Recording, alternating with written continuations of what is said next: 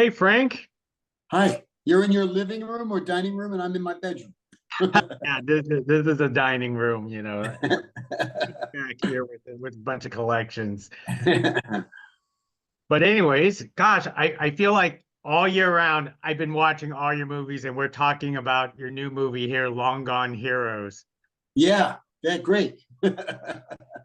So tell us what initially drew you to this project for Long Gone Heroes.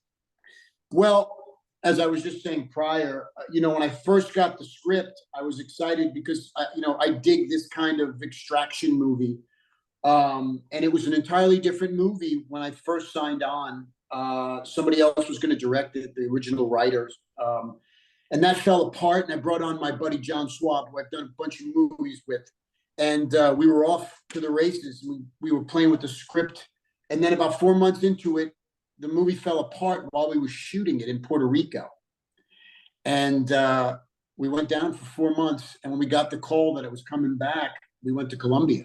So this is the culmination of two efforts to make the movie, and we finally got it done.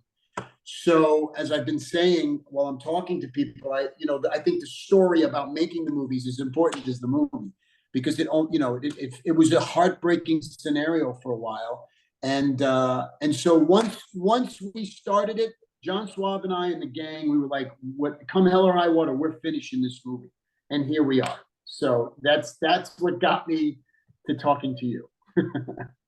You know, I watched every John Swab movie, and I've seen you in so many of his films. And what about Yeah. John that you love working with him so many times? I mean, I personally spoke with him four times already on four different movies myself. Yeah. Yeah, I mean, it's like when I first worked with Gavin O'Connor or Joe Carnahan. I consider him in that league. I just love him as a human being. He's a beautiful spirit and soul. He's an incredible artist. He's an incredible writer. He understands human nature like very few people do. I was just saying he has a movie with Ben Foster and James Badge Dale in the Venice Film Festival that won an award. He's now in LA meeting with CAA and William Morris and Netflix and Apple. He's about to be shot out of the cannon.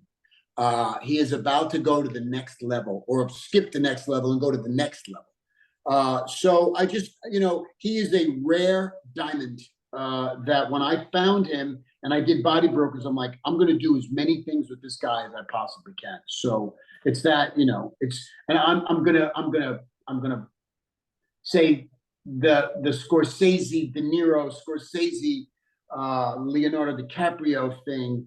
It's not an accident that these guys work together. It's they find themselves working at a level that they don't usually get to work at with anybody else. I mean, not necessarily in their cases, but for me, it's been an amazing journey with this guy. I'm so proud of him. So true, so true. Now, you've done action film after action film after action film. I mean, you are a genuine action star. But when you get all these action film scripts, do you approach them differently, or what you're good at? Yeah, I mean, these are smaller action movies. I was just talking to my buddy Jerry Butler, who's got Den of Thieves coming out, and he does them at a level where I'm not kidding. I'd like to be there. I'd like to go and do more at that level, but I can't. I'm not. It's just not my journey at the moment. So if I'm going to do them, and I love to make these kinds of movies because people love to watch these kind of movies. I approach them all differently because I try to find something interesting in all. I get a lot of these things. I get a lot of these scripts, a lot of offers for a lot of these, and I turn down 95% of them. And the ones that I do pick, I think there is something there that we can tell a story at a certain budget that people might be interested in. Do you know what I mean? And I take that seriously. It's like, if I can't entertain, if I can't make the people who are going to see this, are going to spend a couple of hours of their lives, I take that seriously. If I can't get them to enjoy this, then I don't want to go near it. You know what? I watch them all. I watch them all. So in all these films, because you get so many scripts, you get so many action offers. do you train individually for each project, or are you always constantly training for yourself?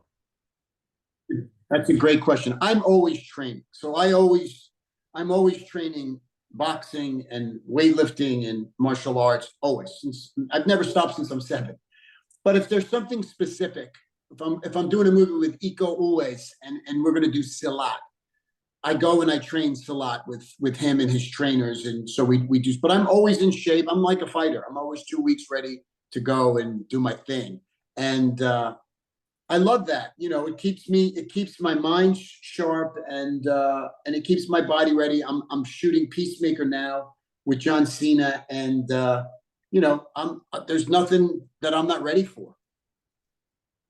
And in this case, for Long Gone Heroes, you got a chance to go to Colombia, which is a substitute for Venezuela. How was that filming overseas? Oh, it was amazing. We started the movie, like I said, in Puerto Rico, and it was kind of it wasn't really the vibe. It's a Caribbean island. When we went to Colombia, I'll tell you, the crews were amazing. The people were gorgeous. They were beautiful souls, and the landscape.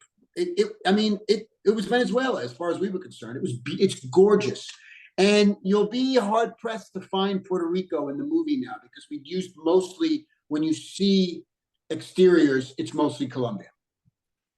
That is awesome, Frank. Let me wrap it up with one last question with you, because project after project, I feel like you're just constantly traveling. You're speaking from home right now to me. So when do you ever get a break, or do you just love going all over the world? Gig, I started this journey later than most in my life, and I know that at some point it's going to stop and it's going to dry up. And I'm home now for 3 days. I have not been home since February. I love working. People say, that movie sucked or this or that. I'm like, I don't really. It doesn't matter that you don't like it. I enjoyed making it, and it's what I want to do. I'm not sitting around waiting for special scripts that I might get nominated for some award for. I want to act. I want to go play, and it's going to end one day. I promise it will end. And when it does, I want to say, well, I left it all on the set. Like, I got to do as much as I wanted to do. So. Well, you know what? I hope it never ends, because my Fridays is Frank's night, so that's what it is. I love it. I love it. Thank you, brother. Thank you. Appreciate it. Thanks. I appreciate you.